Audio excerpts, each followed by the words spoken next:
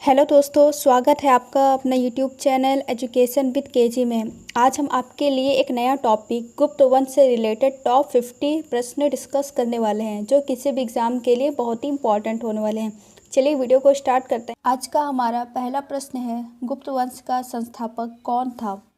Option A Ghatotkacha, option B Chandragupta, option C Srigupta या option D इनमें से कोई नहीं। तो इसका सही उत्तर होगा ऑप्शन सी श्रीगुप्त। गुप्त वंश के संस्थापक श्रीगुप्त थे हमारे। चलिए हमारा क्वेश्चन नंबर सेकंड है, गुप्त किसके सामंत थे? ऑप्शन ए मौर्यों के, ऑप्शन बी कुषाणों के, ऑप्शन सी सातवाहनों के या ऑप्शन डी इनमें से कोई नहीं। तो इसका राइट आंसर हो जाएगा सेकंड का बी, कुषाणों के सामंत थे। गुप्त किसके? कुषाणों के। क्वेश्चन नंबर थर्ड है हमारा, गुप्त वंश के किस शासक ने सर्वप्रथम महाराजा धीराज की उपाधि धारण की? तो इसका राइट आंसर हो जाएगा ऑप्शन बी चंद्रगुप्त ने। थर्ड का बी हमारा सही उत्तर हो जाएगा। चलिए हमारा क्वेश्चन नंबर फोर्थ है, गुप्त शासन के दौरान निम्नलिखित में ऐसा कौन व्यक्ति था जो एक महान खगोल विज्ञानी और गणितज्ञ था? Option A Bhanugupta, option B Banabhatta, option C Aryabhata या ऑप्शन डी इनमें से कोई नहीं। तो इसका राइट आंसर हो जाएगा फोर्थ का सी आर्यभट्ट। चलिए हमारा क्वेश्चन नंबर फिफ्थ है, गुप्त शासकों की सरकारी या दरबारी भाषा थी? Option A Pali, option B Prakrit, option C Hindi या ऑप्शन डी संस्कृत। तो इसका राइट आंसर हो जाएगा फिफ्थ का डी संस्कृत। गुप्तों की दरबारी या सरकारी भाषा संस्कृत थी। चलिए हमारा क्वेश्चन नंबर सिक्स्थ है, इतिहासकार V.A. स्मिथ ने किसकी विजयों से प्रभावित होकर उसे भारत का नेपोलियन कहकर पुकारा है? ऑप्शन ए स्कंदगुप्त को, ऑप्शन बी चंद्रगुप्त को, ऑप्शन सी ब्रह्मगुप्त को या ऑप्शन डी समुद्रगुप्त को। तो इसका राइट आंसर हो जाएगा सिक्स्थ का ऑप्शन डी हमारा राइट आंसर हो जाएगा। समुद्रगुप्त को भारत का नेपोलियन कहकर पुकारा है। चलिए क्वेश्चन नंबर सेवंथ है हमारा, गुप्त वंश का वह राजा कौन था जिसने हूणों को भारत पर आक्रमण करने से रोका? Option A Kumaragupta, option B Samudragupta, option C Skandagupta या ऑप्शन डी चंद्रगुप्त। तो हमारा सही उत्तर होगा सेवंथ का सी स्कंदगुप्त ने। गुप्त वंश का वह राजा स्कंदगुप्त थे जिसने हूणों को भारत पर आक्रमण करने से रोका था। चलिए हमारा क्वेश्चन नंबर 8 है हमारा, गुप्त राजवंश किस लिए प्रसिद्ध था? ऑप्शन ए कला एवं स्थापत्य, ऑप्शन बी साम्राज्यवाद, ऑप्शन सी राजस्व एवं भूमिकर, ऑप्शन डी साहित्यिक कार्यों का संरक्षण। तो इसका सही उत्तर हो जाएगा एट्थ का ए कला एवं स्थापत्य। क्वेश्चन नंबर 9 है, अजंता कलाकृतियाँ किससे संबंधित है? ऑप्शन ए हड़प्पा काल से, ऑप्शन बी मौर्य काल से, ऑप्शन सी बुद्ध काल से या ऑप्शन डी गुप्त काल से। तो इसका राइट आंसर हो जाएगा 9th का डी गुप्त काल से। अजंता कलाकृतियाँ गुप्त काल से संबंधित है। चलिए हमारा क्वेश्चन नंबर 10 है, कुछ विद्वानों के अनुसार कवि कालिदास किसके राजकवि थे? ऑप्शन ए चंद्रगुप्त मौर्य के, ऑप्शन बी समुद्रगुप्त के, ऑप्शन सी चंद्रगुप्त विक्रमादित्य के या हर्ष के। बताइए। तो इसका करेक्ट आंसर हो जाएगा 10th का सी। जो कवि कालिदास हैं वो चंद्रगुप्त विक्रमादित्य के राजकवि थे। चलिए हमारा क्वेश्चन नंबर 11 है, अजंता चित्रकारी का विषय वस्तु निम्नलिखित में से किससे संबंधित है? ऑप्शन ए जैन धर्म, ऑप्शन बी बौद्ध धर्म, ऑप्शन सी वैष्णव मत या ऑप्शन डी शैव मत। तो इसका राइट आंसर हो जाएगा 11th का बी बौद्ध धर्म। अजंता चित्रकारी का विषय वस्तु बौद्ध धर्म से संबंधित है। चलिए हमारा क्वेश्चन नंबर 12 है, उत्तर गुप्त युग में जो विश्वविद्यालय प्रसिद्ध हुआ वह था? Option A Kanchi, option B Takshashila, option C Nalanda, option D Vallabhi. तो सही उत्तर होगा 12th का सी नालंदा। उत्तर गुप्त युग में जो विश्वविद्यालय प्रसिद्ध हुआ वह नालंदा विश्वविद्यालय था। चलिए हमारा क्वेश्चन नंबर 13 है, एरड़ अभिलेख का संबंध किस शासक से है?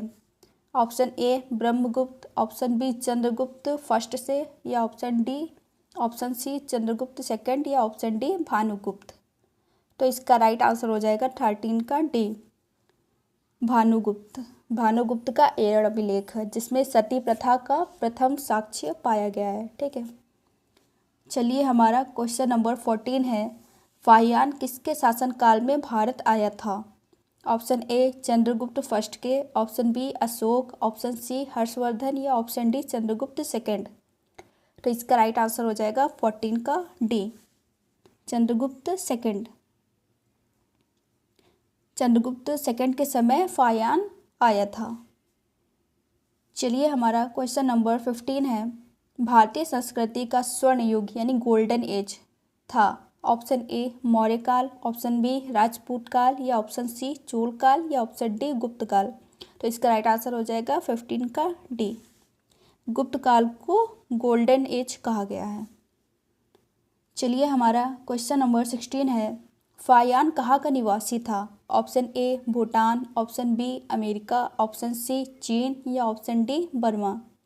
तो इसका राइट आंसर हो जाएगा 16 का सी, चीन। फाहियान जो था वो चीन का निवासी था। चलिए हमारा क्वेश्चन नंबर 17 है, गुप्त शासकों की सरकारी या दरबारी भाषा थी? Option A Sanskrit, option B Hindi, option C Prakrit, या ऑप्शन डी पाली। तो इसका राइट आंसर हो जाएगा 17 का ए, संस्कृत। गुप्त शासकों की सरकारी या दरबारी भाषा संस्कृत थी। चलिए हमारा नेक्स्ट क्वेश्चन है क्वेश्चन नंबर 18, सेतुबंध का रचनाकार प्रवरशेर सेकंड किस वंश का शासक था? मतलब सेतुबंध के जो रचनाकार प्रवरशेर सेकंड थे वो किस वंश के शासक थे? Option A Shaka, option B Kanva, option C Vakataka, या ऑप्शन डी सातवाहन। तो इसका राइट आंसर हो जाएगा 18 का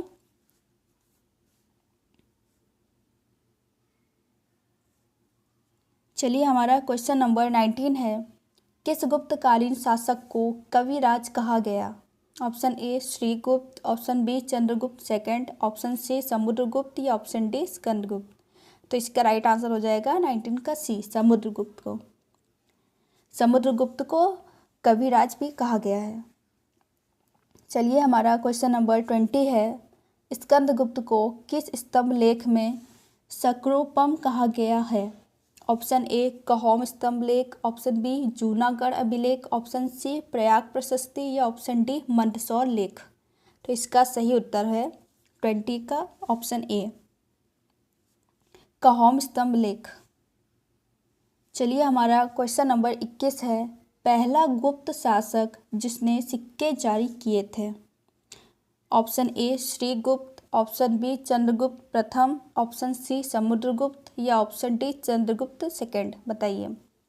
तो इसका सही उत्तर होगा 21 का बी, चंद्रगुप्त फर्स्ट ने।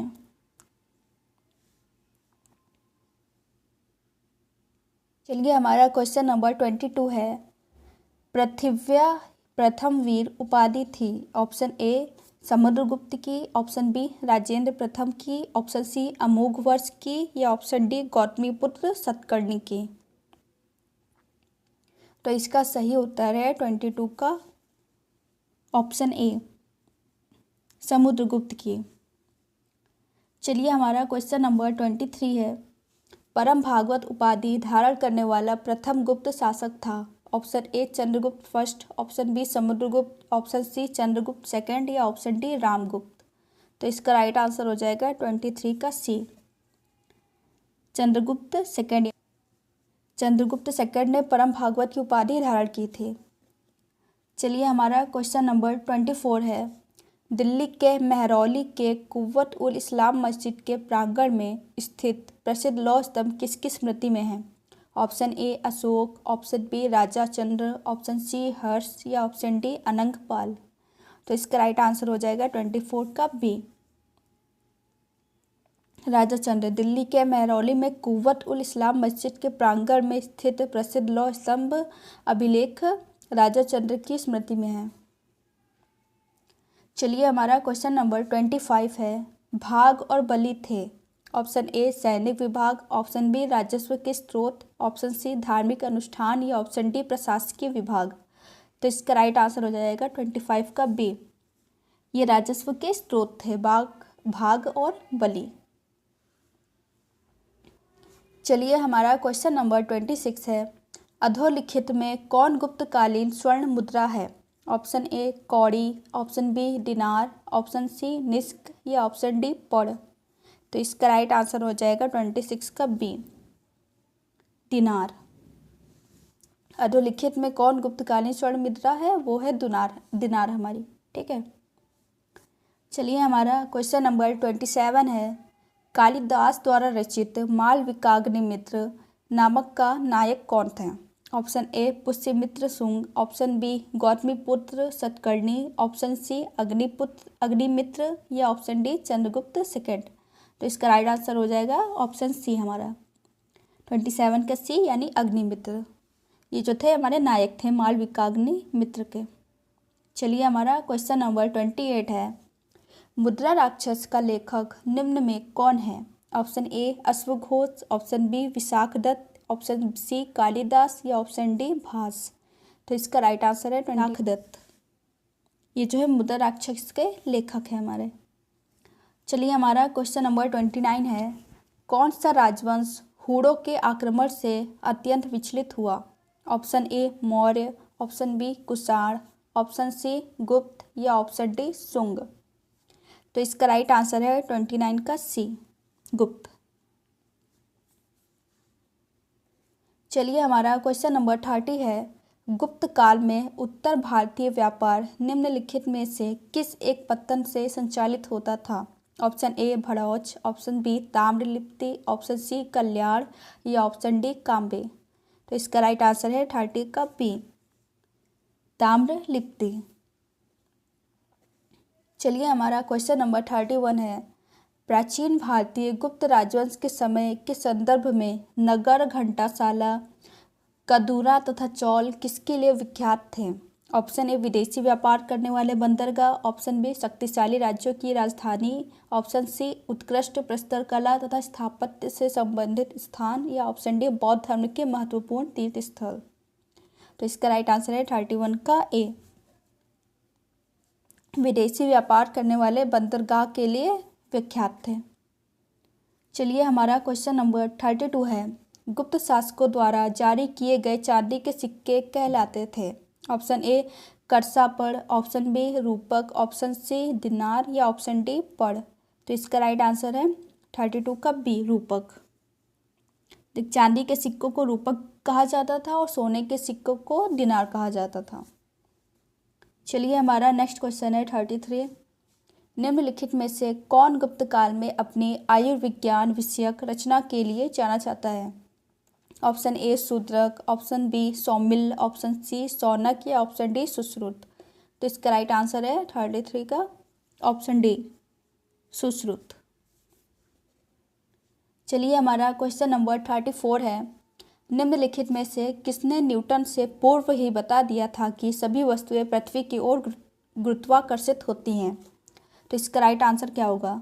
Option A Varahamihira, option B Aryabhata, option C Budhagupta या ऑप्शन डी ब्रह्मगुप्त। तो इसका सही उत्तर है 34 का डी, ब्रह्मगुप्त ने ही बता दिया था पहले ही। चलिए हमारा क्वेश्चन नंबर 35 है, गुप्त काल में लिखित संस्कृत नाटकों में स्त्री और शूद्र बोलते हैं? Option A Prakrit, option B Sanskrit, option C Pali या ऑप्शन डी सौरसैनी। तो इसका सही उत्तर है ऑप्शन ए प्राकृत। चलिए हमारा क्वेश्चन नंबर 36 है, शूद्रक द्वारा लिखी हुई प्राचीन भारतीय पुस्तक मृच्छकटिकम का विषय था एक धनी व्यापारी और एक गणिका की पुत्री की प्रेम गाथा। चलिए हमारा क्वेश्चन नंबर 37 है, प्राचीन भारत में गुप्त काल से संबंधित गुफा चित्रांकन के केवल 2 उदाहरण उपलब्ध हैं। इनमें से एक अजंता की गुफाओं में किया गया चित्रांकन है गुप्त काल, और दूसरा गुप्त काल के चित्रांकन का दूसरा विशेष उदाहरण किस स्थान पर उपलब्ध है? किस स्थान पर, मतलब दूसरा उदाहरण किस स्थान पर उपलब्ध है? ऑप्शन ए बाग गुफाएं, ऑप्शन बी एलोरा गुफाएं, ऑप्शन सी लोमस ऋषि गुफा या ऑप्शन डी नासिक गुफाएं। तो इसका सही उत्तर है 37 का ए, ऑप्शन ए बाघ गुफाएं। चलिए हमारा क्वेश्चन नंबर 38 है, नालंदा विश्वविद्यालय की स्थापना किस गुप्त शासक द्वारा की गई थी?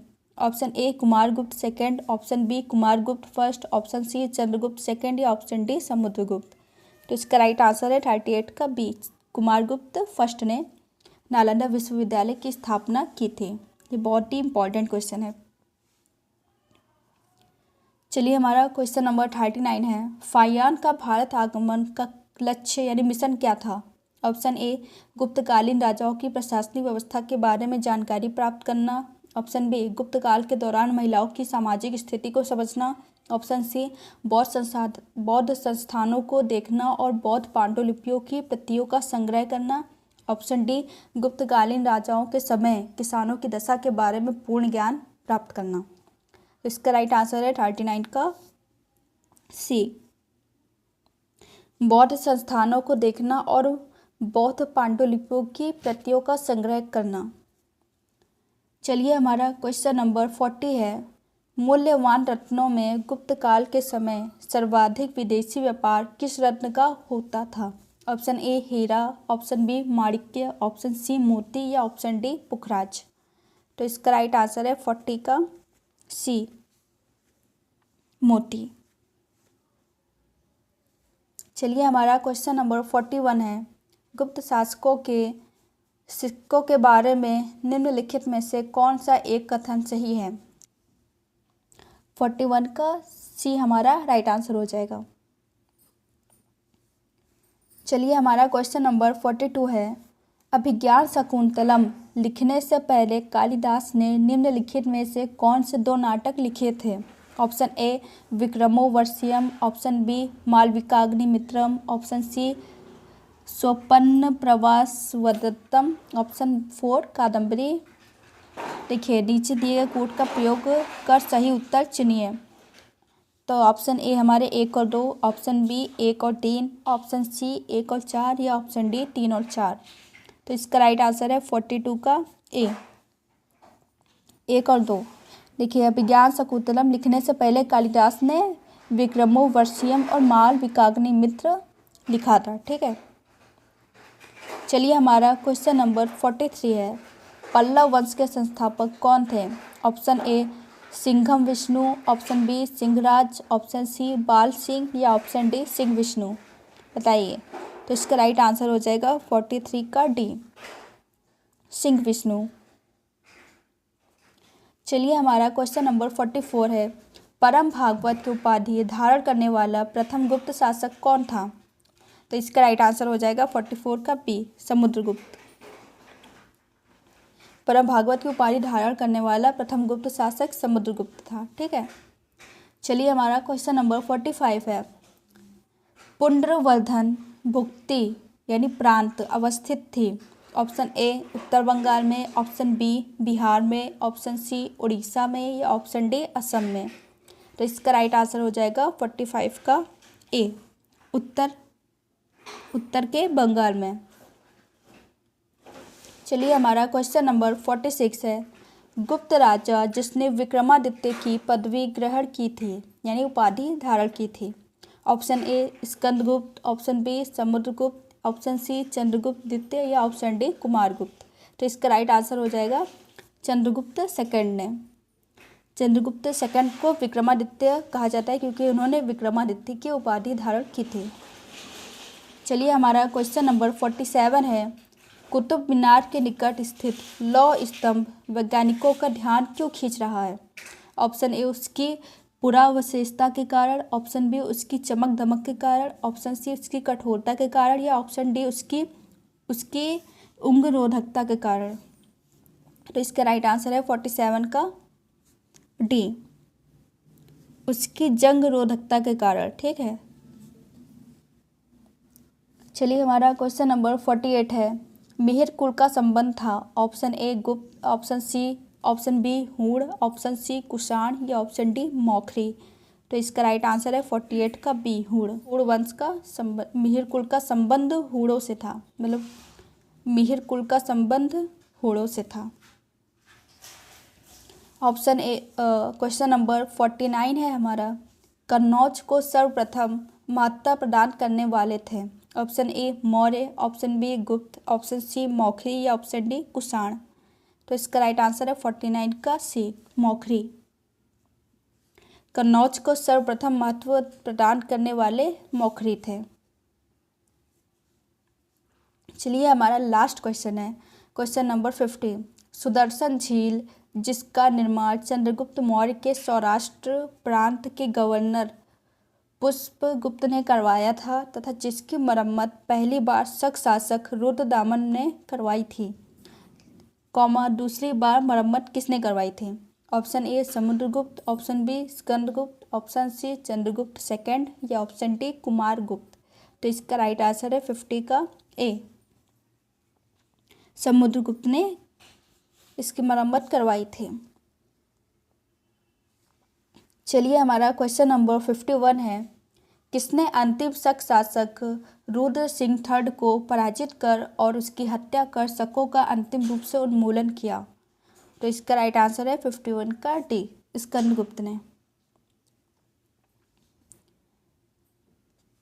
गाइस हमारे चैनल को लाइक करिए, सब्सक्राइब करिए और ज़्यादा से ज़्यादा शेयर करिए, जिससे हम आपके लिए और भी वीडियो ला सकें। धन्यवाद।